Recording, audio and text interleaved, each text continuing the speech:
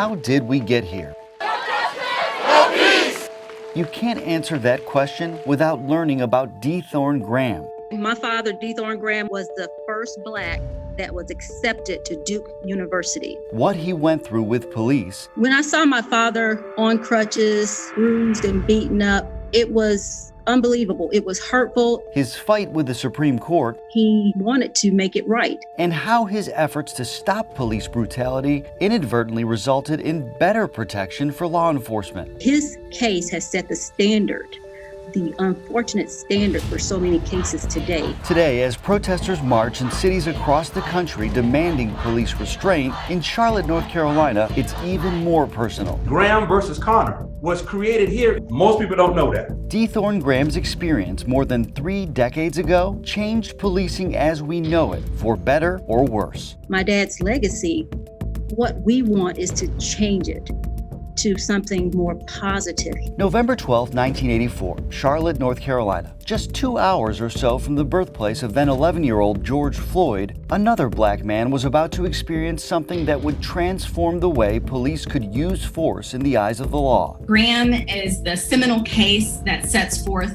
the standard. That's Wake Forest University law professor Cami Chavis. We call them the Graham factors. On the afternoon of November 12th, he went into a diabetic coma. 39-year-old Dethorn Graham walked into a West Boulevard convenience store, hoping to buy orange juice to counter an insulin reaction. When he noticed the line inside was too long, he quickly exited as a nearby Black officer watched. He was having a diabetic episode, and so there was some erratic behavior. Backup officers arrived. Yeah, we don't want to do anything to scare They mistook him for being intoxicated. And when Graham reached for his wallet to show his diabetic identification, he was not armed. No reasonable belief even that he was armed. Despite being unarmed and having committed no crime, he is thrown on the car. It escalated. An officer told him to shut up and slammed his head. No less than 4 police officers grabbed Mr. Graham, one on each arm, one on each leg, picked him physically off the ground,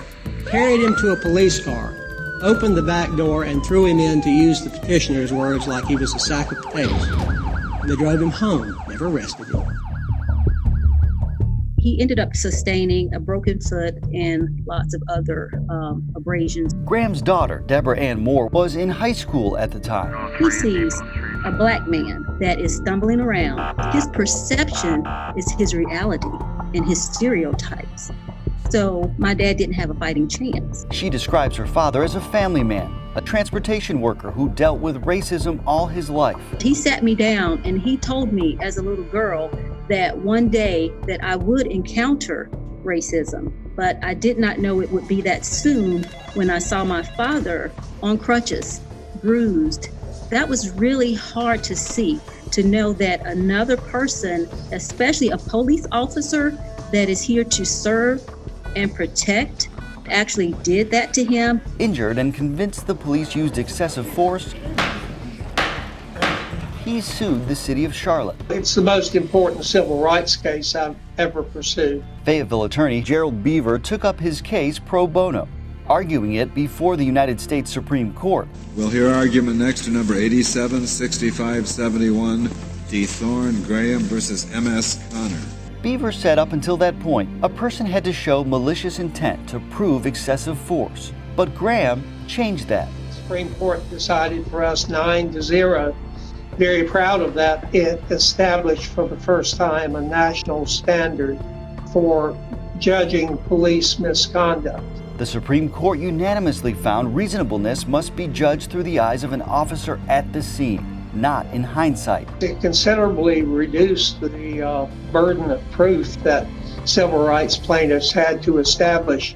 At the time, an improvement, but over time, the case evolved into added protection for police. And as technology advanced, police killings invited more public scrutiny, while officers based their deadly actions on a fear for their lives. We've seen it time and time again where officers say that, and for the objective person out there who's not in that officer's shoes, say, how did you fear for your life? It doesn't make sense.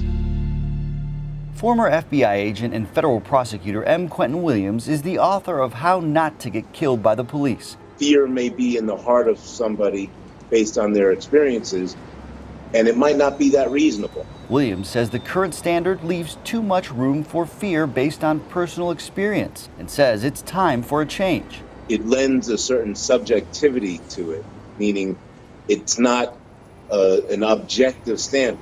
It's the eyes and the way the law enforcement officer felt at the time.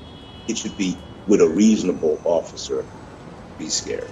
If an officer says, I feared for my life, we have to examine, is that reasonable that they feared for their life? Not just that they felt that way, but is it reasonable? Beaver thinks it's worth revisiting as well. There's always room for growth and interpretation of the law. As for Graham, he ultimately lost his lawsuit against the city of Charlotte and has since passed away. It is used in virtually every training session that police have regarding excessive force. But all these years later, his name is still cited in police training manuals, district attorney decisions, and court rulings. The standard needs to change. His daughter, now a nurse in Charlotte, along with her siblings, are now pushing for better protection for the public, considering multiple options, bothered that their father's name continues to be associated with protecting the police. That has to change. That is not right.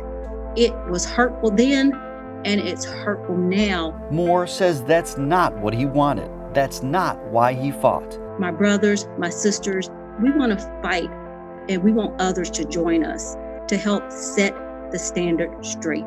And to think, it all started with an innocent trip to the store for orange juice. I'm Nate Morabito with WCNC Charlotte.